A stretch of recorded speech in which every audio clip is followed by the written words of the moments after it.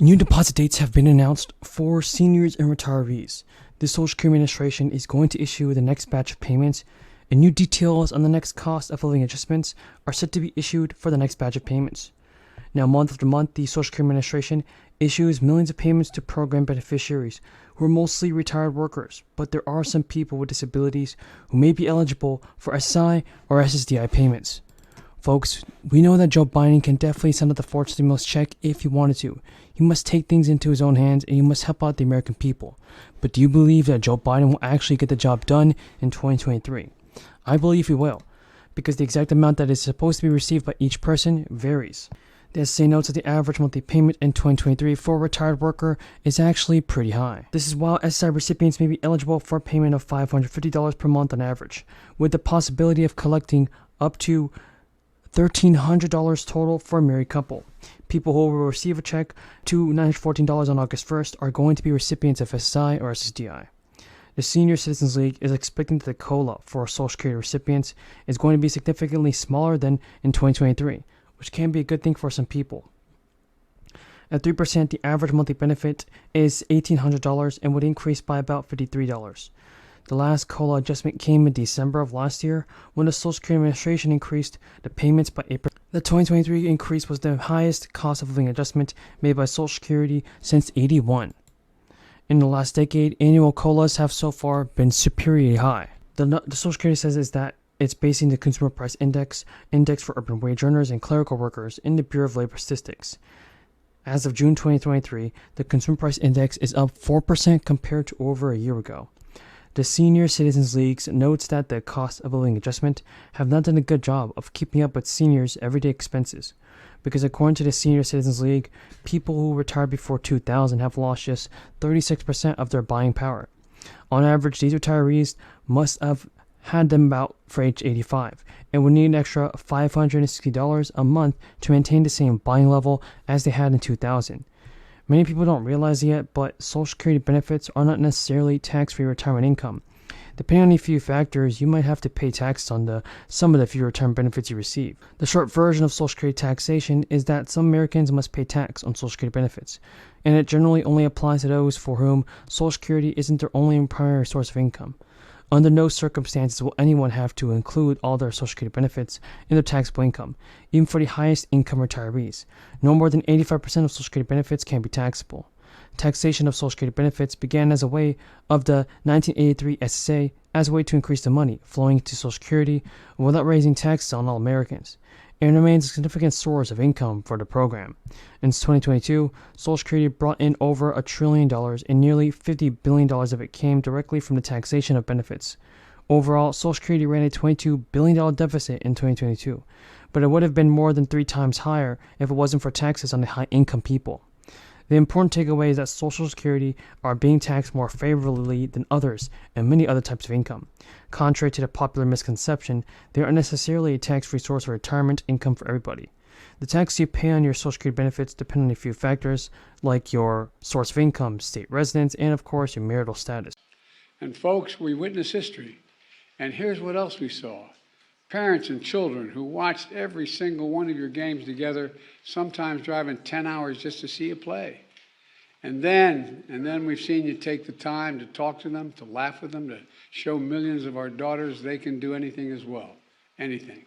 You know, in this team we saw hope, we saw pride, and we saw purpose. President Biden, folks, is traveling to more states to draw up more support for his bipartisan infrastructure package, as well as additional plans for investing in families. But governors are criticizing Speaker Pelosi and Chuck Schumer for not already passing the infrastructure bill. What are your thoughts on Speaker Pelosi, everybody, and the Democrats? And who do you think is holding back our stimulus check? Is it senators like Joe Manchin, or is it Mitch McConnell? Tell me who's to blame, everybody, for holding back the fourth stimulus check. Feel free to comment down below. And also, don't forget to subscribe to my channel and give this video a like. On this channel, folks, I always do my best in providing you with the most up-to-date and reliable stimulus check news. Now, President Biden... And we made a decision there and then that our top priority would be to get you relief, to get working people relief, to get checks in pockets and tax credits in bank accounts. And with the help of this labor union, we delivered that relief. And I want to thank you on behalf of the President and myself for the work you did. Just talked up his bipartisan infrastructure package, as well as additional plans for investing in families and education. President Biden is on a trip to Michigan. It's part of his broader campaign by the administration to bring public support to the infrastructure package and other policies that are geared toward families and education. First Lady Jill Biden is going to Maine and New Hampshire as well, while Vice President Kamala Harris is scheduled to visit a union training center in Las Vegas. Joe Biden said the key is getting his $973 billion deal passed involves taking a case straight to the voters, while Republicans and Democrats might squabble in Washington. Biden's theory is that lawmakers of both parties want to deliver for the constituents. White House officials negotiated the compromise with a bipartisan group of senators led by Republican Rob Portman of Ohio and Democrat Kyrsten Sinema of Arizona. The agreement features $109 billion on roads and highways, $15 billion on electric vehicle infrastructure and transit systems, and $65 billion toward broadband, among other spending on airports, drinking water system, and effort to take down climate change. The White House officials negotiated the compromise with a bipartisan group of senators led by Republican Rob Portman and Kyrsten Sinema. There is a move not to preserve Social Security from those on the other side of the aisle, too many of them, but to end it. The president intends to pass additional initiatives on education and families, as well as tax increases on the wealthy and corporations through the budget reconciliation process.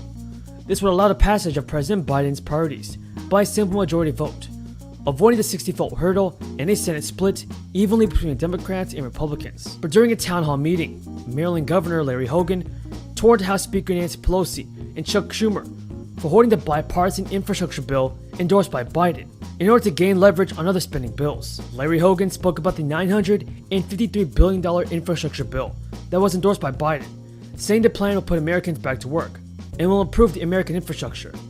Hogan called the bipartisan bill a moment for us to show the American people that Congress is able to work together to deliver bipartisan, common sense solutions to all of our problems.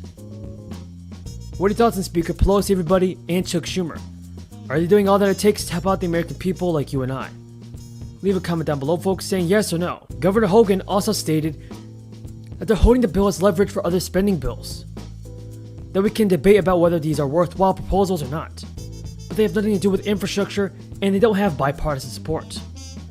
The governor of Maryland then talked about President Biden, saying that instead of taking a huge win they seem to have wanted to make happen, President Biden is risking the derailing of the bipartisan agreement. Well, folks, the White House pointed to comments that Press Secretary Jen Psaki made on Tuesday, where she stated that Biden made clear that he's going to work his heart out on getting both bills across the finish line. In regards to your tax refund,